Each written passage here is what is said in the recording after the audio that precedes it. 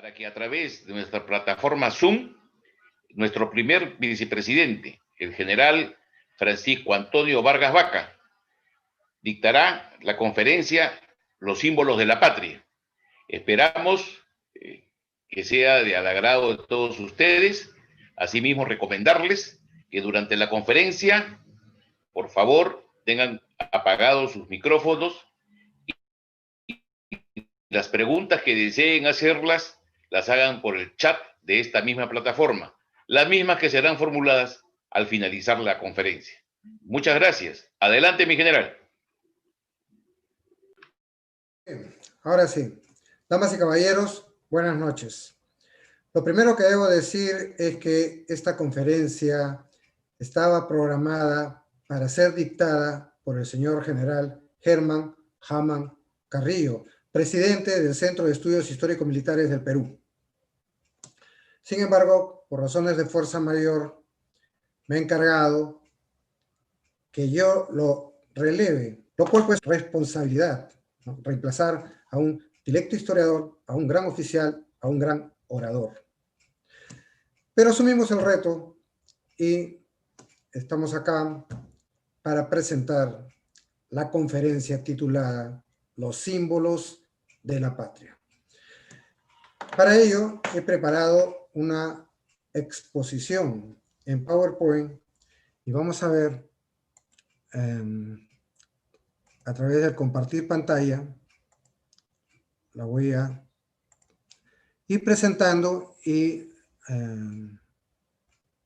hablando sobre este asunto, ¿no?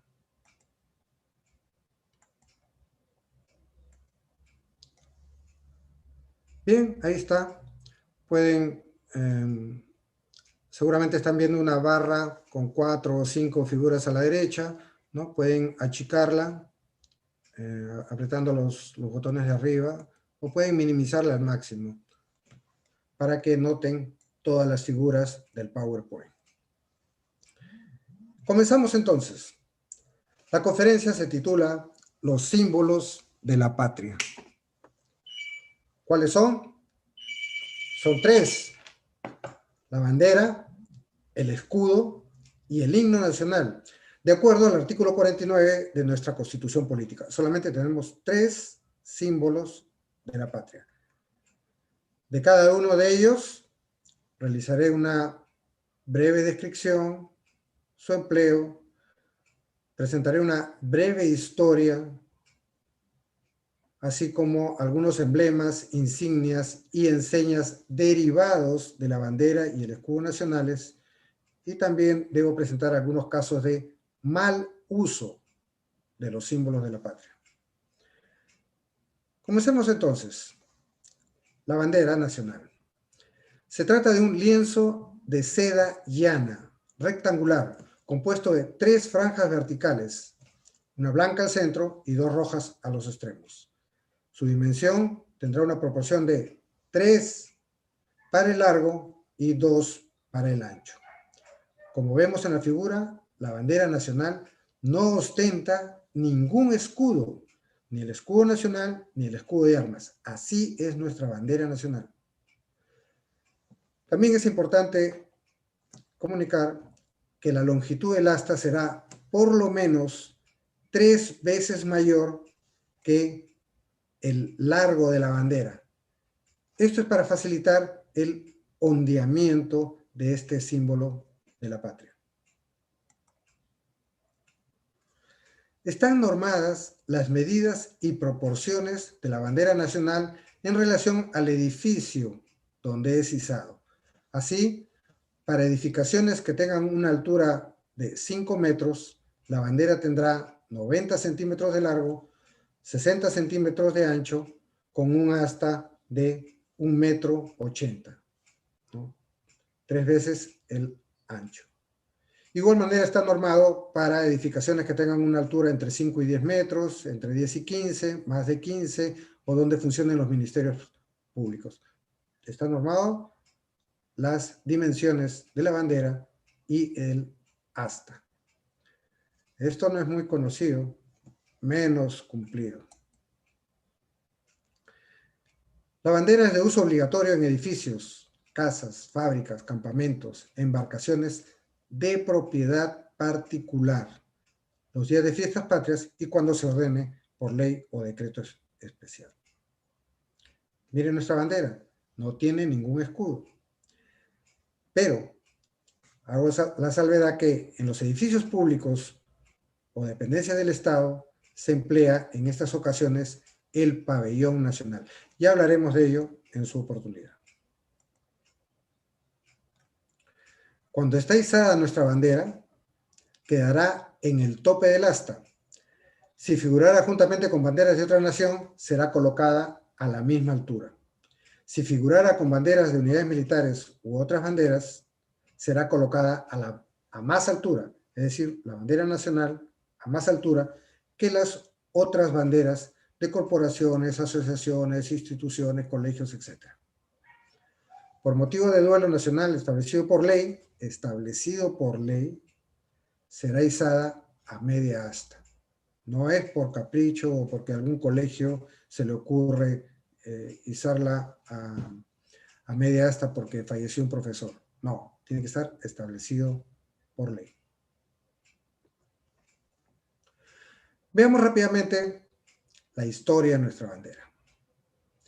El 21 de octubre de 1820, el general San Martín emitió en Pisco el decreto que creó la primera bandera del Perú. Es decir, el próximo miércoles 21 de octubre se conmemorará los 200 años, el bicentenario de la creación de la primera bandera nacional. En el decreto de creación, el general San Martín señala: es incompatible con la independencia del Perú la conservación de los símbolos que recuerdan el dilatado tiempo de su opresión. La idea era quitar todos los símbolos españoles, ¿no?, y instituir símbolos nacionales, símbolos propios del Perú en una nueva etapa. La primera unidad en enarbolar esta bandera fue el Escuadrón de Caballería Auxiliares de Ica, compuesto mayormente por voluntarios de raza negra y de origen esclavo. Hubo después una segunda bandera, creada por decreto del 15 de marzo de 1822, firmado por el Supremo Delegado Bernardo de Tagle, el Marqués de Torre Tagle. Esta segunda bandera no duró mucho, ¿no? A los 2 meses fue cambiada por una tercera bandera, creada en mayo del mismo año, firmada por la misma autoridad.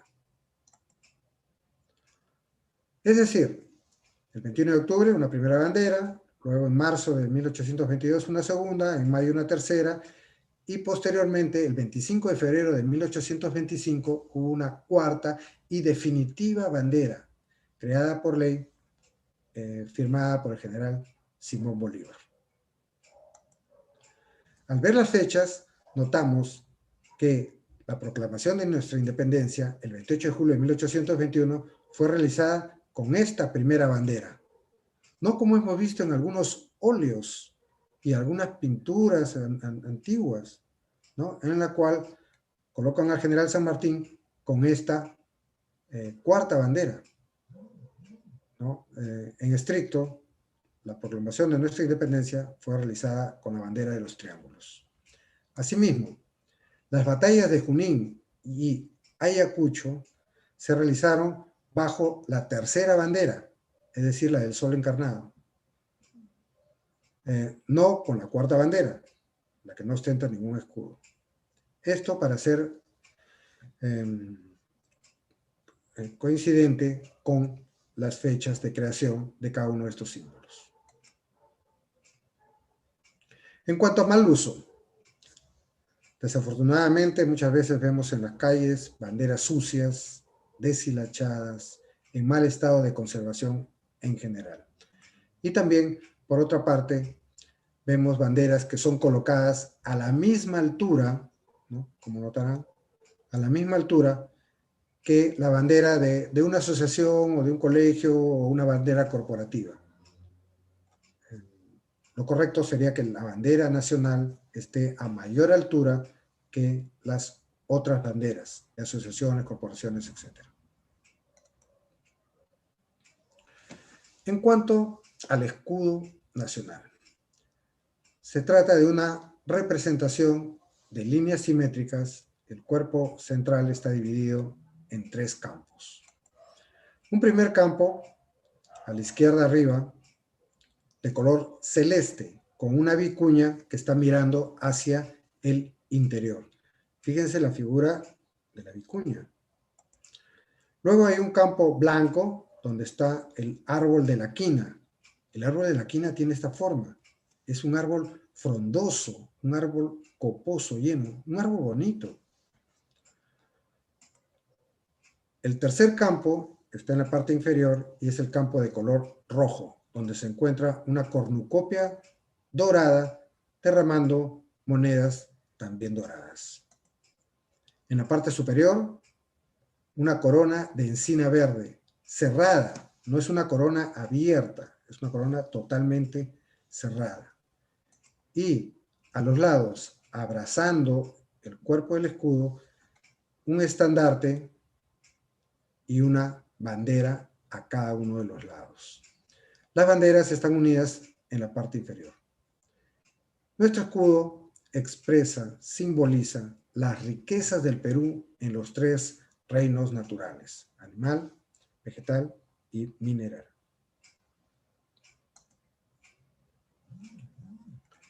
El escudo tendrá una proporción de 3 para el ancho y 4 para el alto. Y es utilizado como distintivo del Perú en embajadas y consulados en el extranjero, en las fachadas de edificios públicos, centros educativos, etc., en el interior de oficinas estatales, como componente de la bandera de guerra, así como otros usos debidamente establecidos. Veamos algo de la historia del primer escudo. El primer escudo fue creado en el mismo decreto de creación de la bandera, el decreto del 21 de octubre de 1820. Es decir, el próximo miércoles también conmemoramos la creación del primer escudo nacional. En el decreto se dice que el escudo tendría una corona de laurel ovalado y dentro de ella el sol, saliendo por detrás de sierras escarpadas que se elevan sobre un mar tranquilo. El dibujante, Francisco Cortés, materializó la figura del primer escudo. También se conoce, o se dice que este escudo fue inspiración del general San Martín cuando se encontraba frente a Paracas y desde la torre de su nave insignia miró la costa del Perú y vio en el amanecer, vio el sol saliendo por detrás de la cordillera de los Andes y adelante el Océano Pacífico, ¿no?, que es el mar tranquilo. Bueno, se dice eso. Como quiera que sea, este es el primer escudo nacional. También hubo un primer escudo de armas, no muy conocido, también concebido por el general San Martín, el cual estuvo en uso de 1822 a 1824. Pero como notarán, era muy complicado de reproducir, ¿no? Tenía muchos detalles. Resalto que en la banda inferior dice: renació el sol del Perú. Renació el sol del Perú, 1822. Posteriormente hubo un segundo escudo nacional. Se trata de un sol encarnado, ¿no?, un sol de color rojo intenso. Fue creado por el delegado supremo Bernardo de Tagle, el marqués de Torre Tagle.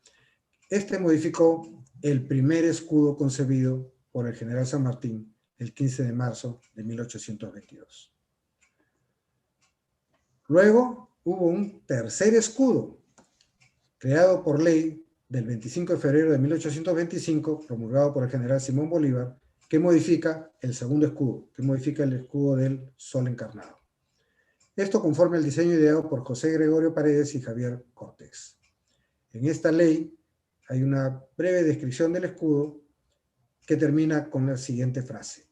Fíjense: significándose con estos símbolos las preciosidades del Perú en los 3 reinos naturales.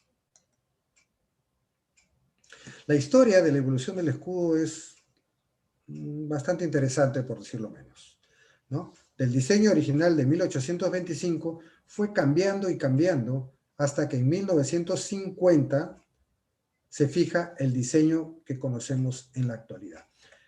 Muchos gobiernos en este periodo, entre 1825 y 1950, fíjese, 125 años que no se estableció el escudo, el diseño exacto del escudo. Entonces los gobiernos lo iban cambiando y cambiando a voluntad, agregándole o quitándole algunos elementos.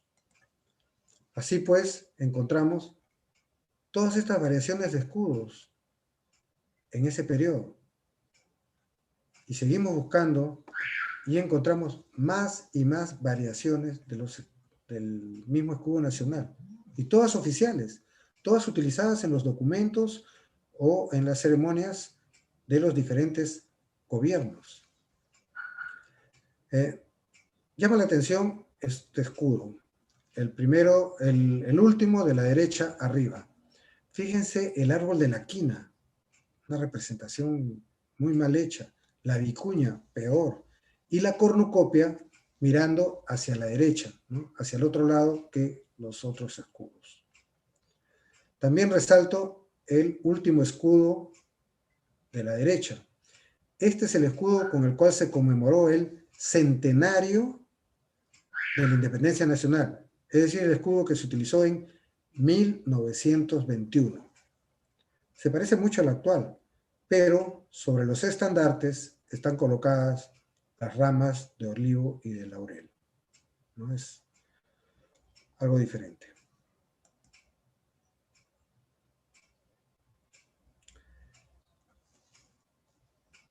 El gran sello del Estado se trata de un emblema derivado del escudo nacional. El gran sello del Estado es el mismo escudo nacional con la inscripción circular República del Perú en su parte superior. Fue instituido en 1825. Acá tenemos algunos sellos del Estado utilizados. En todos, en la banda inferior o en alguna parte del sello, dice República Peruana. Y han ido variando de gobierno a gobierno. Resalto este último escudo de la derecha abajo, utilizado en 1887 durante el gobierno del mariscal Andrés Avelino Cáceres. Un emblema derivado del escudo nacional es el escudo de armas. Propiamente no es un símbolo, es un emblema. El escudo de armas es el escudo nacional al cual se le han reemplazado las banderas y los estandartes por una rama de laurel a la izquierda y otra rama de palma a la derecha, entrelazados en la parte inferior. La rama de laurel significa la victoria y la gloria en la guerra. Por eso es que esta rama de laurel tiene dos hojas quebradas, recordándonos para siempre las provincias perdidas de Arica y Tarapacá en la guerra que Chile promovió contra Bolivia y el Perú. Ahí perdimos dos provincias y esas dos ramas nos recuerdan permanentemente esta dolorosa pérdida. La rama de palma simboliza la búsqueda de la paz como meta social de una nación. Este, pues, es un emblema, el escudo de armas. Otro emblema es la bandera de guerra. Es la bandera nacional que lleva bordado un escudo nacional. El escudo con los estandartes y las banderas al lado. Es de uso exclusivo de las unidades de las Fuerzas Armadas y de la Policía Nacional. Presenta en la parte inferior una inscripción circular bordada con hilo dorado. Y ahí está indicado el tipo de unidad, arma, nombre, número de la unidad que la porta. Esa es nuestra bandera de guerra. Otro emblema es el pabellón nacional. Es la bandera nacional que lleva estampado el escudo de armas. es decir, el escudo con las ramas de laurel y olivo. Este es el pabellón nacional, el cual será enarbolado exclusivamente en los edificios de los poderes del Estado y las corporaciones públicas. No puede ser enarbolado en cualquier vivienda o construcción particular, ¿no? Hay una ley que norma su empleo. Así pues, en la parte superior del Palacio de Justicia, el edificio del Poder Judicial, vemos el pabellón nacional. Esta es la manera correcta, ¿no? Un pabellón nacional sobre un edificio de un poder del Estado. Otro emblema es el estandarte nacional. Es el mismo pabellón nacional, pero en una versión portátil, es decir, en un asta. Nótese que el escudo de armas, el de las ramas, debe colocarse de manera similar que en el pabellón nacional. Es decir, el eje principal del escudo coincide con el eje principal de la franja blanca. No como algunas organizaciones que han enderezado el escudo y lo han colocado alineado con el asta, ¿no? Lo correcto es como está en la figura. El estandarte nacional es de uso obligatorio para los centros de enseñanza oficiales, es decir, colegios, primaria, secundaria, superior, públicos y privados. Asimismo, en organizaciones oficiales distintas de las Fuerzas Armadas y Policía Nacional. Además, la posibilidad de su uso se extiende a instituciones particulares de carácter cívico, religioso, gremial, deportivo, religioso, etc., previa autorización del Ministerio de Defensa.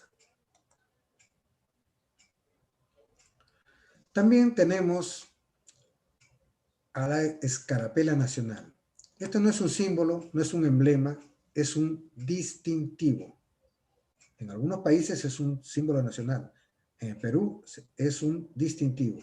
Se trata de un rosetón de tela con los colores en la misma disposición que la bandera nacional. Se utiliza comúnmente prendida a manera de insignia en el lado izquierdo del pecho en el mes de julio. Resalto que se trata de un rosetón de tela. Sin embargo, últimamente están apareciendo versiones metálicas.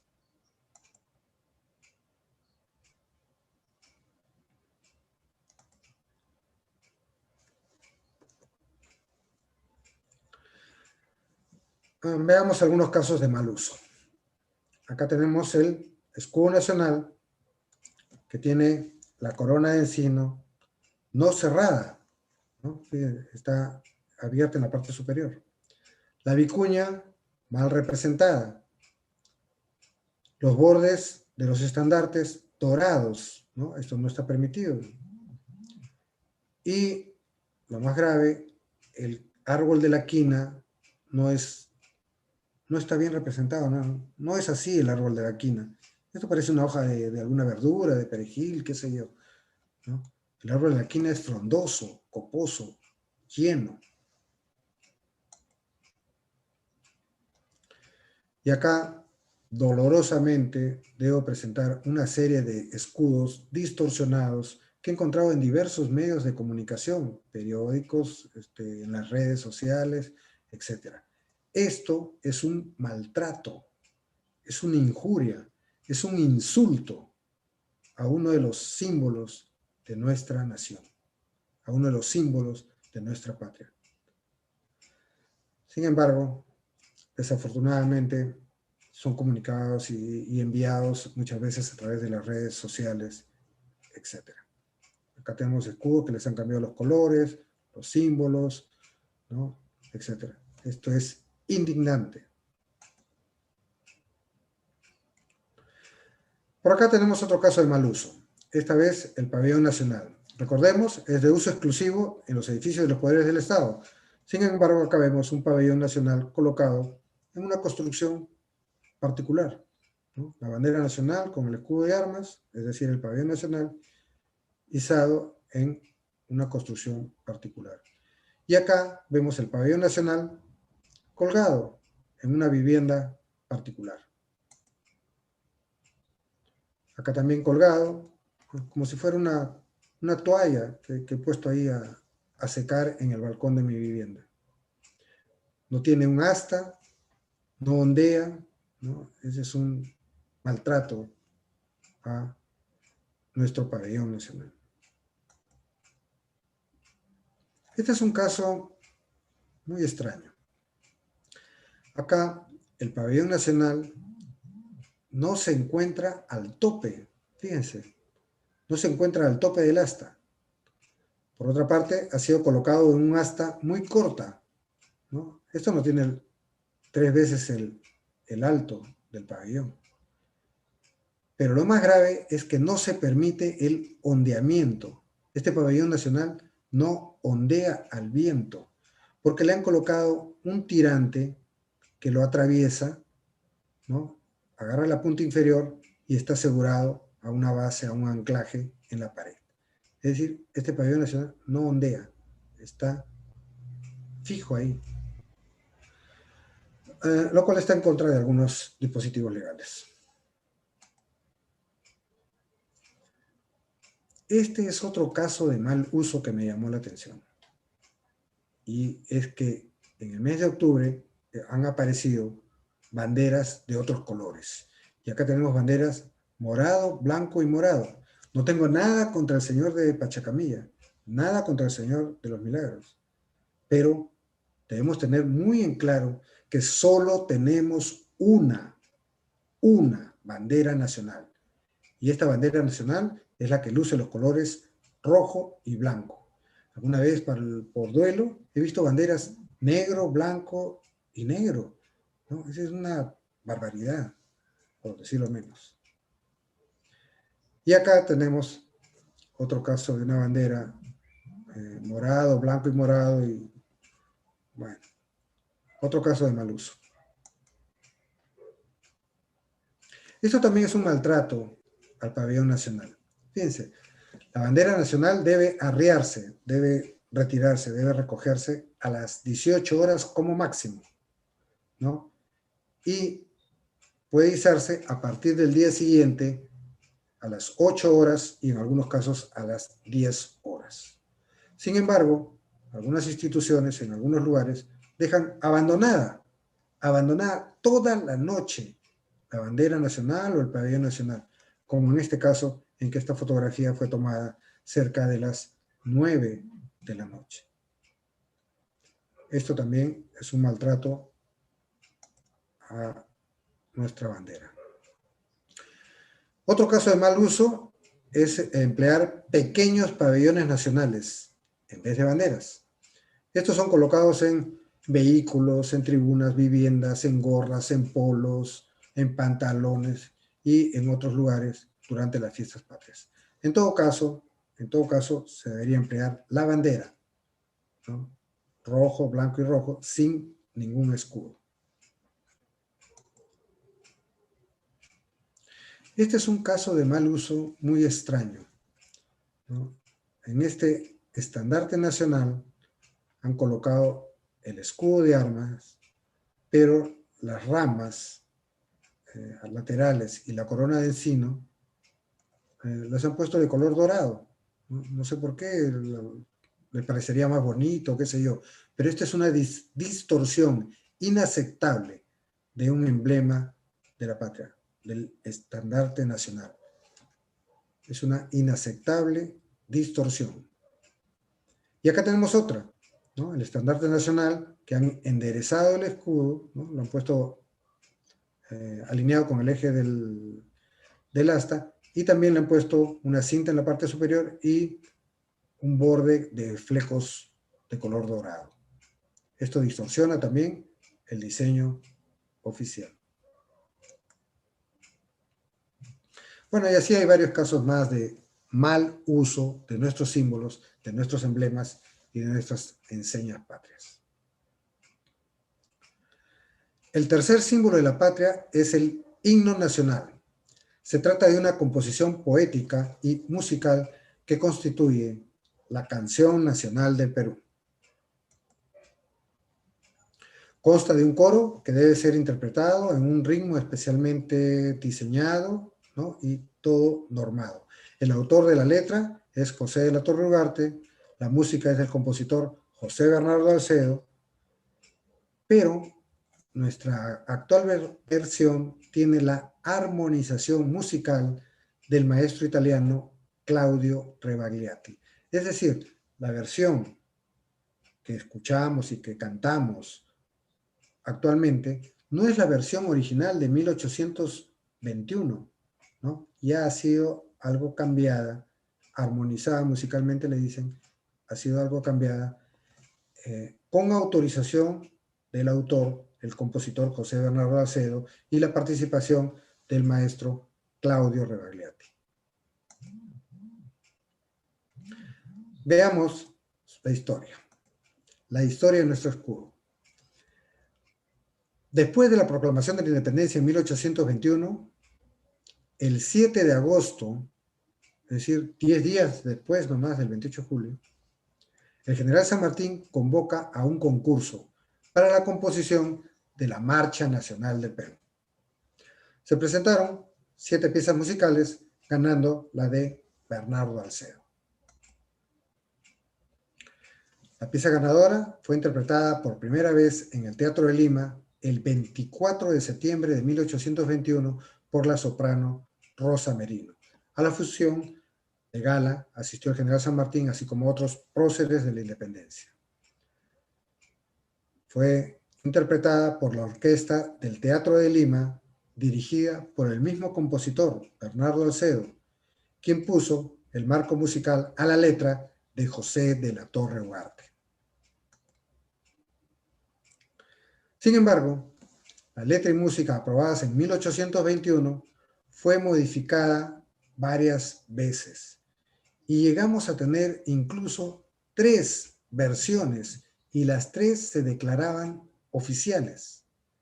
Hasta que en mayo de 1870, casi 50 años de desorden, en mayo de 1870 aparece una versión restaurada por el músico Claudio Rebagliati con la autorización de José Bernardo Alcedo. Bien, tenemos en 1870 restaurado nuestro himno nacional. Sin embargo, el gobierno recién en 1901 autorizó oficialmente esta restauración, es decir, 30 años después y 80 años después de la primera versión. Ok, pero como quiera que sea, aparentemente en 1901 tenemos por fin una versión autorizada oficialmente. Pero por esas cosas que pasan, en 1901, a pesar de tener una versión restaurada y autorizada, el mismo gobierno dispuso un concurso para elegir una nueva letra y cambiar la letra original. Se realizó el concurso, hubo un ganador, pero la población no aceptó el texto del ganador. No aceptó el texto del poeta José Santos Chocano, que ganó este concurso en 1901. Luego, pasados unos años, en el año de 1913, por ley se declara intangible el himno nacional, pero en la misma ley, en el anexo, en el cual está escrito la letra, se incorpora la estrofa anónima y apócrifa, esa estrofa que comienza con largo tiempo el peruano oprimido. Esta estrofa es anónima porque no se conoce al autor y es apócrifa porque no es parte de la versión original. Sin embargo, en esta ley de 1913 se incorpora y la legitima. Y también se excluye, se saca la quinta estrofa por considerarla que era o que tenía un marcado sentimiento antihispánico. Esta quinta estrofa comenzaba con excitemos los celos de España, etcétera, etcétera. Una estrofa en contra de la península hispánica. Bueno, lamentable, ¿no? Que en la misma ley se declara intangible, pero se cambia la versión original. Pasan los años y en 1959 la cantante y autora Chabuca Granda, nuestra Chabuca Granda, escribió una letra alternativa. Esto quedó como una anécdota solamente. Luego, ya más cercano a nuestra realidad, el año 2005, el Tribunal Constitucional estableció que debía mantenerse intangible las 6 estrofas originales e incluir la estrofa de autor anónimo. Es decir, de un himno de 6 estrofas pasamos a tener 7 estrofas por esta sentencia del Tribunal Constitucional. Luego, en el año 2009, por iniciativa del señor presidente del Centro de Estudios Histórico-Militares del Perú, el señor general Germán Hamann Carrillo, en conversaciones, en una ceremonia, en conversaciones con el presidente de ese año, el doctor Alan García Pérez, se logró que el gobierno dispusiera que se debería cantar la última estrofa, ¿no? Esa que comienza con "en su cima los Andes sostengan", en lugar de cantar la estrofa anónima y apócrifa, la de "largo tiempo el peruano oprimido". Bien, y a partir del año 2009, los colegiales, las personas, los peruanos, y en toda ceremonia, cantamos esta estrofa de "en su cima los Andes sostengan", que vendría a ser la última, y de acuerdo a la sentencia del tribunal, vendría a ser la 7ª. En resumen, la primera estrofa, la de "largo tiempo el peruano oprimido", no corresponde a la autoría de José de la Torre Ugarte. Es anónima y apócrifa. Fue incorporada en 1913 y ratificada por el Tribunal Constitucional en el año 2005. Actualmente no se canta. La 6ª estrofa fue omitida en 1913, ¿no?, por manifestar un severo antihispanismo. Omitida en 1913, reincorporada el año 2005 por esa sentencia del Tribunal Constitucional. Y la 7ª estrofa, la que comienza con "en su cima los Andes sostengan", esta estrofa es la última del texto original, es una estrofa original, la cual a partir del año 2009, por iniciativa del señor presidente del Centro de Estudios Histórico-Militares del Perú, se canta y actualmente es la que se entona en toda ceremonia patriótica. Con respecto a los símbolos patrios, siempre preguntan si es delito el ultraje a los símbolos de la patria. Definitivamente es un delito. Nuestro Código Penal considera los siguientes delitos, entre otros. Artículo 344, el que públicamente o por cualquier medio de difusión ofende, ultraja, vilipendia o menosprecia por obra o por expresión verbal los símbolos de la patria o la memoria de los próceres o héroes que nuestra historia consagra. También el artículo 345 del Código Penal dice: el que, por acto de menosprecio, usa como marca de fábrica en estampados de vestimentas o de cualquier otra manera los símbolos de la patria o la imagen de los próceres y héroes, ¿no?, está cometiendo también delito.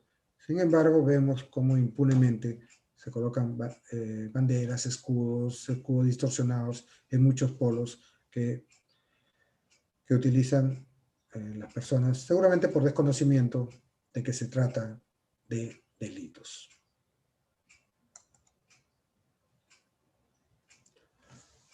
Culmino mi exposición con una reflexión. La bandera, el escudo y el himno nacional, nuestros símbolos de la patria, representan el mismo concepto, la misma alma de nuestra nación, el mismo concepto de nuestra patria. Interpretan la grandiosidad, la magnificencia de nuestra nación, de nuestra historia, de nuestra geografía y de todo lo que significa lo peruano y la peruanidad. Respetemos, pues, nuestros símbolos de la patria, a fin de reforzar nuestro patriotismo, nuestra integración, unión, solidaridad, en buena cuenta para fortalecer nuestra identidad nacional, componente tan necesario en estas épocas de crisis, elemento imprescindible para formar una sólida y verdadera nación peruana. Respetemos nuestros símbolos de la patria. Debo culminar mi exposición indicando que la mayor cantidad de informaciones se encuentran en el libro, que lleva el mismo nombre que la conferencia, el libro Símbolos de la Patria, preparado por la Benemérita Sociedad Fundadores de la Independencia, bajo la presidencia del general de división Carlos Alfonso Tafur Canosa, quien con su equipo preparó el libro Símbolos de la Patria, donde se encuentran estas y otras informaciones. Además, se ha tenido en cuenta todos los dispositivos legales referidos a los símbolos de la patria, y aquí les entrego muchos más. Bien, de esta manera estoy culminando la conferencia de los símbolos de la patria. Les agradezco por la atención prestada y quedo a su disposición para las preguntas que tuvieran a bien hacerme. Son ustedes muy amables. Gracias. Sí, señor general Vargas Vaca. Ajá. En el chat le hacen una pregunta. ¿Podría explicarnos usted cómo es esa versión de que descansando en las playas de Paracas el general San Martín vio unas aves y eso lo inspiró para la creación de la bandera del Perú? Gracias. Bien, le agradezco la pregunta. Bueno, esto no es un tema estrictamente histórico, ¿no? Pero tiene relación con la creación de la bandera. Y es que hay un cuento de Abraham Valdelomar que apareció aproximadamente en 1919. En este cuento se relata que el general San Martín, en su viaje hacia Paracas, su embarcación decaló en unas islas, posiblemente en las Islas Chincha, no dicen qué islas, ¿no? Y al bajar y estuvo descansando una tarde, vio una bandada de flamencos, pariguanas, ¿no? Esas aves, esas bellas aves que existen en la Reserva Nacional de Paracas. Son unas aves que tienen sus alas de color rojo y el pecho blanco. Y entonces San Martín, al ver la bandada de aves y al verlas, se inspiró en los colores de nuestra bandera y en la forma. Por eso es que la primera bandera tiene forma de dos triángulos rojos a los lados y blanco al centro. Pero este es un cuento de Abraham Valdelomar, ¿no? ¿Será verdad, mentira? No podría decirlo en estos momentos. Es un cuento que se narra en los colegios. De todas maneras, gracias por la pregunta porque complementa la información acerca de nuestra bandera. Gracias. General Vargas Vaca, el señor Ciro Silva Paredes tuviera el favor de explicarnos cuáles son las normas legales que regulan los límites del uso de la bandera y el escudo en las prendas de vestir, y otras, dado que al parecer no hay un verdadero control. Usan estampados en ropas interiores, toallas, corbatas, stickers, etc. Definitivamente eso está prohibido. Y es más, está prescrito en el Código Penal, como expliqué, ¿no? Artículo 345. Está prohibido el uso de los símbolos de la patria y de las figuras de los próceres y nuestros héroes en prendas de vestir en marcas de fábrica. En buena cuenta es un delito, ¿no? Y ese artículo 345 prescribe el delito y las penas, ¿no? Me parece que por ahí dice hasta un año de prisión condicional seguramente. De todas maneras, gracias, amigo Ciro Silva. Gracias por la pregunta. General Vargas Vaca, El señor Juan Carlos Aldaña Salmón le pregunta, las ramas quebradas que simbolizan la pérdida de la provincia de Arica y Tarapacá, si tiene algún decreto, quién lo dispuso y en qué año fue. No, no hay ningún decreto que establezca esa modificación del escudo original. Al menos yo no he encontrado ningún decreto.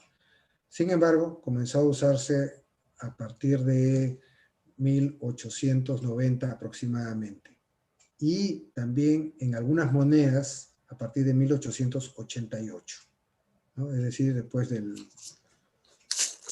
la guerra, ¿sí? Por ahí comenzó a usarse esas quebradas.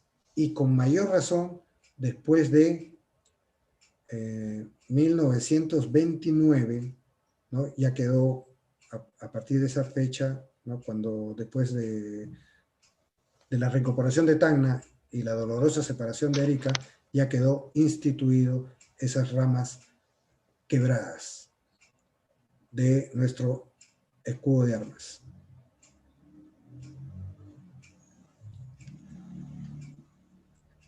Gracias por la pregunta. Le agradecemos al señor general Vargas Vaca por la exposición, no habiendo más preguntas. Esperamos volverlo a tener nuevamente en el Centro de Estudios Histórico-Militares como primer vicepresidente y como expositor en futuras conferencias. Muchas gracias, señor general.